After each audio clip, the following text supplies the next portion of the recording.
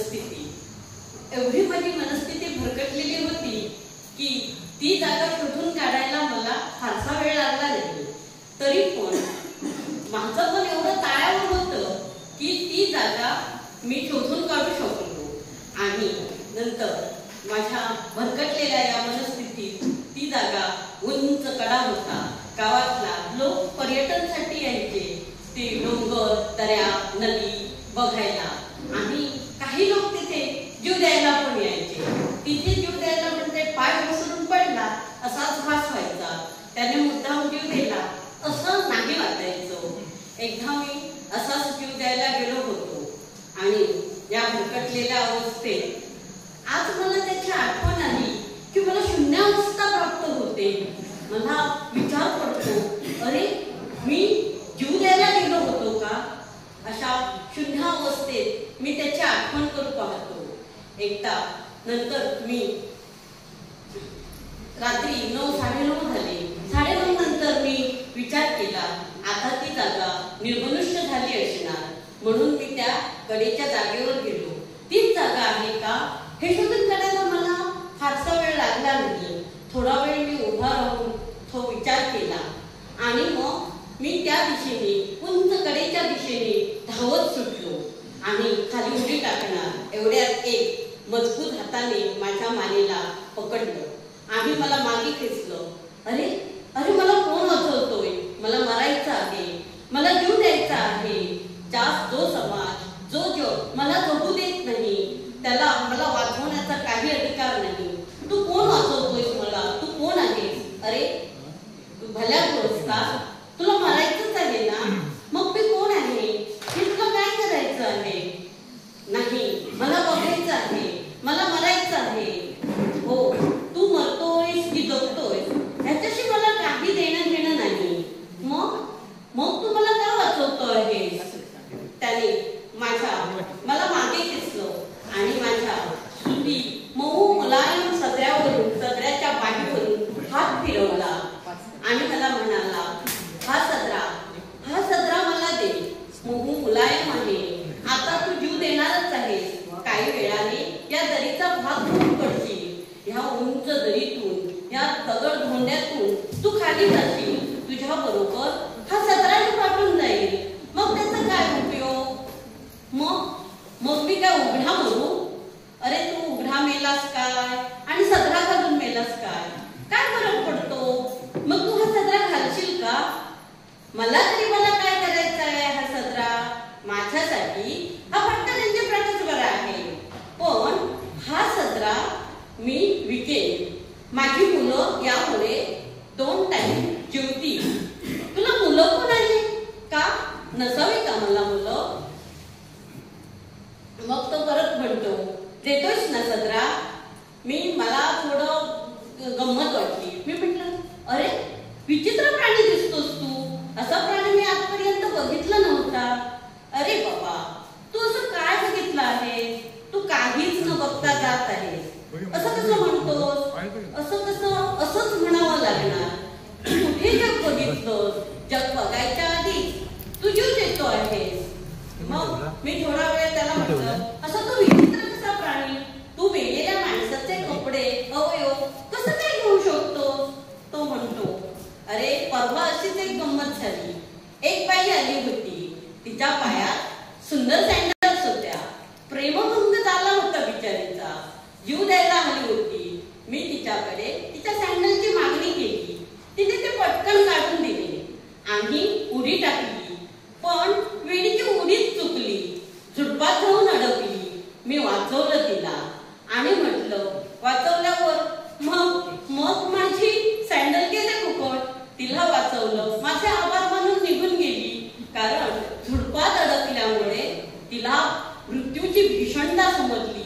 त्या 2 क्षणात त्याने मृत्यूची काय भीषणता असते ही जाणवली. मग कसली जीव देते. मग ते सँडल घालून ती निघून गेली. मला फारच आश्चर्य वाटलं. अरे मरणाऱ्या माणसाचे वस्तू मागून घेतो. मी म्हटलं, आणि काय पुढे झालं?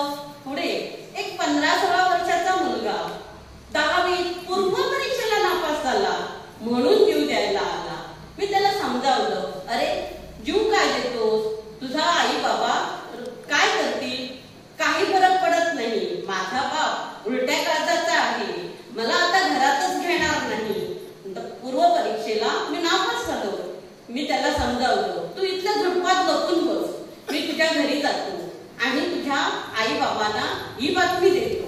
तो त्या झुडपात लपून बसला. मी आई बाबांकडे गेलो. त्याचा बाप, त्याचे नातेवाईक माझ्या मागोमाग त्या ठिकाणी आले. त्याचा बाप तर ऊर पिटत रडत गरीब खाली उतरण्याची सोय तयारी करू लागला. ते बघून मुलगा झुडपातून पुढे आला आणि बाबांच्या पायावर डोकं ठेवून रडू लागला. त्याने बाबांची माफी मागितली, माझीही माफी मागितली आणि त्या भल्या माणसाने 100च्या 5 नोटा मला दिल्या आणि माझ्या घरात त्यावेळी दिवाळी झाली. 2 दिवस माझ्या घरात अन्न शिजलं. मी आश्चर्याने ऐकू लागलो, अरे बापरे, तू असंही करतोस का? हो, आज त्याचं मोठं किराणा दुकान बाजाराच्या मध्यभागी आहे. मिळेल त्याला तो मदत करतो. मी आश्चर्याने सारं ऐकत होतो. नंतर तर तेवढ्यात माझं लक्ष त्याच्या तुटलेल्या हाताकडे गेला. अरे, तुला एक हात नाही का? नाही, अशीच गंमत झाली बघ. 4-8 दिवसापूर्वी एक हातगाडीवाला आला होता.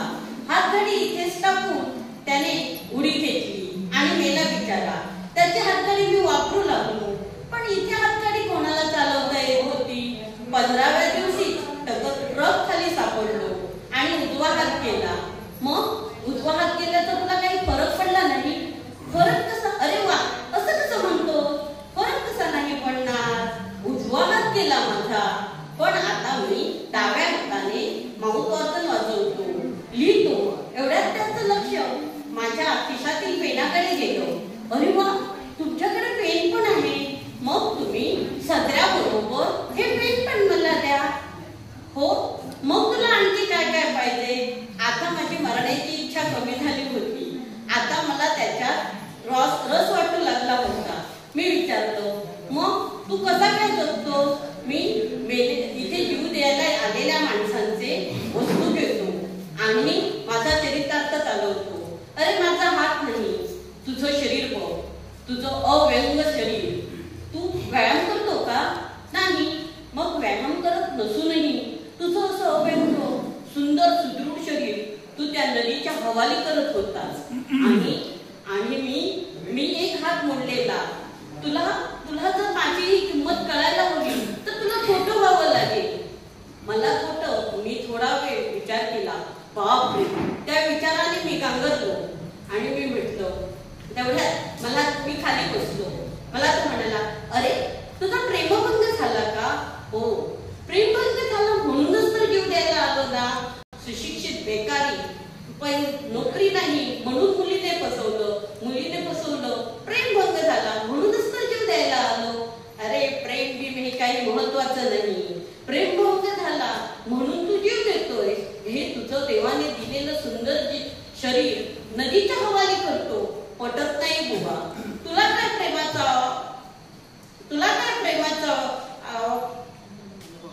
अनुभव? मलाही अनुभव आहे ना प्रेमाचा.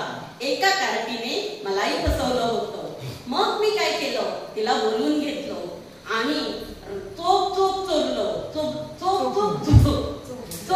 चोपलं आणि तिने मला फसवून माणुसकी कमी केली होती.